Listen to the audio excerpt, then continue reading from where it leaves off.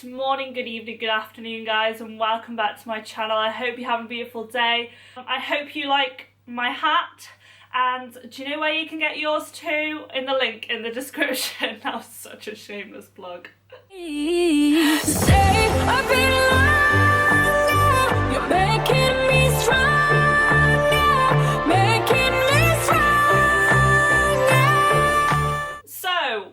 as we can see, I've worn my hat to prevent you guys from seeing my awful hair, and today, like the title suggests, I'm going to be talking all about open water swimming and how to get into it. So open water swimming is a growing sport. Cold water swimming, ice swimming, whatever you want to call it, is basically taking it back to the original swimming. So back in caveman days, they didn't have pools. They just had a bit of water to swim in. And when I say a bit, I'm meaning more than a puddle.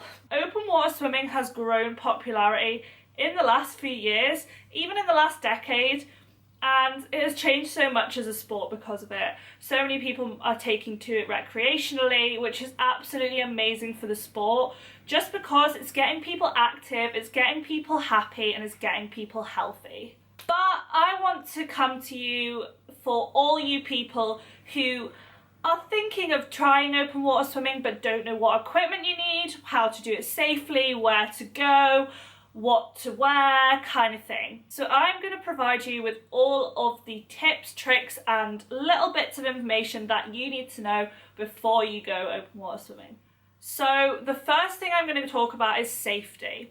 Now obviously, please do not go into open water if you are not a competent swimmer.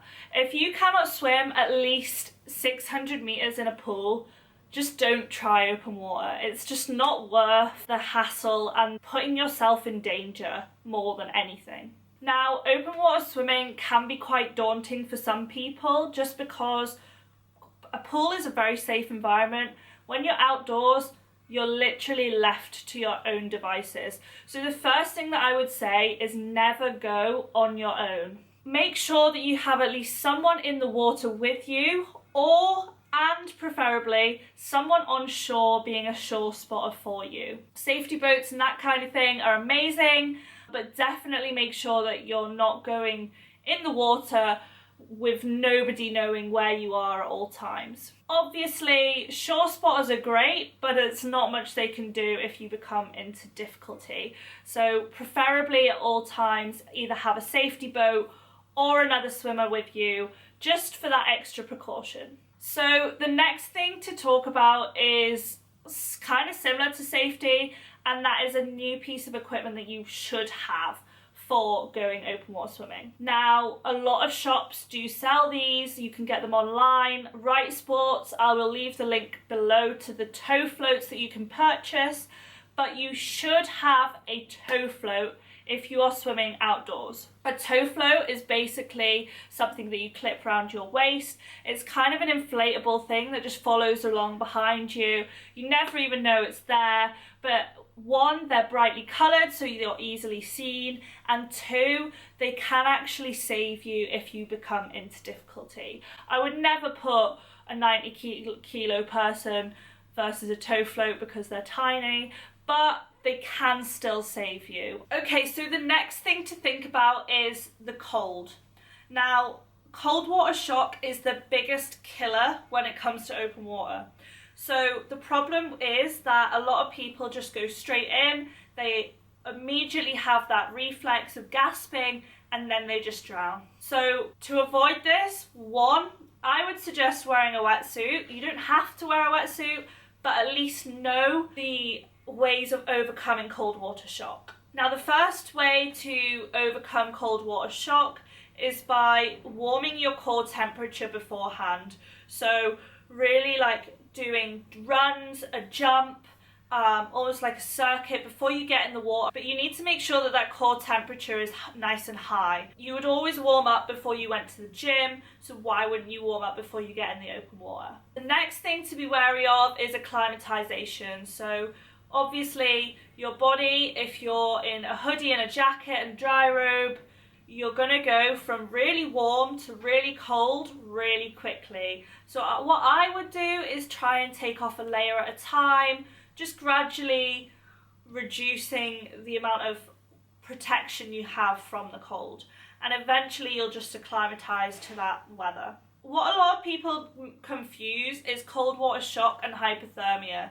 Now, hypothermia doesn't actually onset until 20 minutes afterwards. So it takes 20 minutes to become hypothermic, and a lot of people think that they've got hypothermia when it's cold water shock. Totally different things, don't confuse them.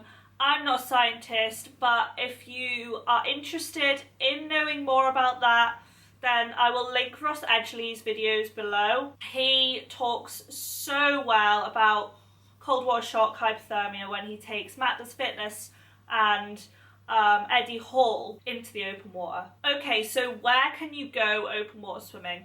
Now, in Scotland, there's no trespassing laws. Doesn't mean I would suggest getting into any bit of water.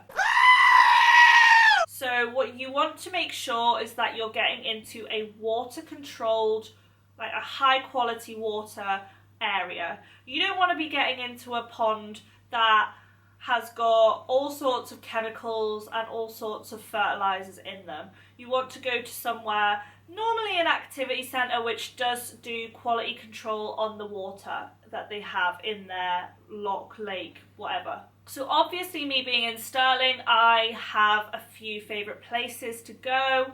I like to go to either Loch Venator, Loch Ard, Gartmore Dam. They are all really nice places to go. Just a perfect example of just getting, if you were to just get in any bit of water. If you were to get into the loch at Stirling University, you would just die. And I'd probably be over dramatic, but Stirling University does have a lot of blue-green algae, and you can actually die from algae poisoning. So this is where I'm saying do your research into the place that you're going to. Now, if you look online, there's normally a group chat of people in your area who like to do open water swimming. In the west of Scotland, there is a group called Wild West Swimmers on Facebook. Definitely, if you're in the west of Scotland, check them out, because they generally post where they're going, when, how many people are going, and they post pretty much every day, to be honest. Now, the other thing I want to talk about is kind of more specifics of open water. So obviously, when you're in the water, you're going to have your wetsuit on, you're going to have your goggles on. I would recommend wearing at least one swim hat, just because that insulates your head. You can't really go in the water with a beautiful hat like the one I'm wearing now, but you can go in a swim hat, and it will just act as, it'll trap the warmth in your head. The other thing I would say is make sure you're wearing mirrored goggles rather than clear goggles, just because they kind of act like a sunglasses.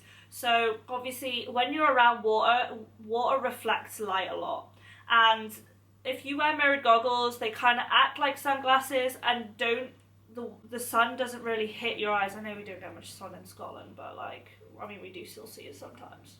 The other thing I want to suggest for anybody who is known and prone to wetsuit rub, you will know it is the worst thing on the planet.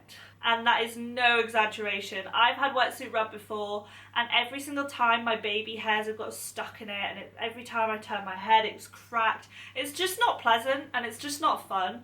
So I want to suggest a product which is almost like a lubrication. It doesn't harm your wetsuit, but it also is a good preventer of wetsuit rub, and wetsuit rub can be brutal. So the product that I want to recommend is almost like a lubricant material. It's silicone based, it dries, and it just really prevents, it kind of forms a barrier between your skin and the wetsuit. I will link it below, and yeah, definitely check it out. Okay, so another thing I want to touch on for anybody who is wanting to go hardcore open water swimming and really wants to get the distance going. Maybe not the beginners, but more people who are wanting to step it up, kind of start increasing the kilometers. I want to suggest something which would be gels, hydration, and food. If you've not checked out my Kennel Mint Cake review, it's linked in the corner. I can't remember which one it is. I never remember. I should know by now. But definitely check it out. There's a discount code in the description below. It gives you 10% off. And The gels you can literally slide into your wetsuit arm and they're really good for you, really helpful in just terms of keeping that energy levels up. And yeah, definitely recommend. The only other thing that I want to add is when you go open water swimming, it is not like the pool where it's all protected and chemically beautiful and it's all clean and there's chlorine to kill off any germs. Nah, you don't get as honest and hardcore as open water swimming. And look, I'm just gonna be honest, there's bird poo in there, there's fish pee in there, there's my pee in there. So what you want to do is you want to settle your stomach afterwards. Now the way I do this is with just Coca-Cola. I open it before I get in, and then when I come out it's flat. Drink that flat Coke, your stomach's settled. I do have quite a strong stomach because I am used to it, but obviously just kind of like flush out the stuff. Hydration afterwards is really important for that. It just flushes everything out in case you do get an upset stomach, in case you have swallowed the water. Another good one, which if you don't like Coca-Cola or Pepsi or whatever, if you don't like that, maybe try ginger beer. That settles your stomach as well. I hope this video was super interesting and informative for you guys. If it was, please be sure to give it a thumbs up because it does really support my channel. Click the subscribe button to join the family, and I usually post general open water swimming, health, mental health, well that is a health, but you know what I mean. And yeah, ring the bell to get notified whenever I post a video. I always forget that one. And I will see you guys in the next one. I love you guys lots. Bye!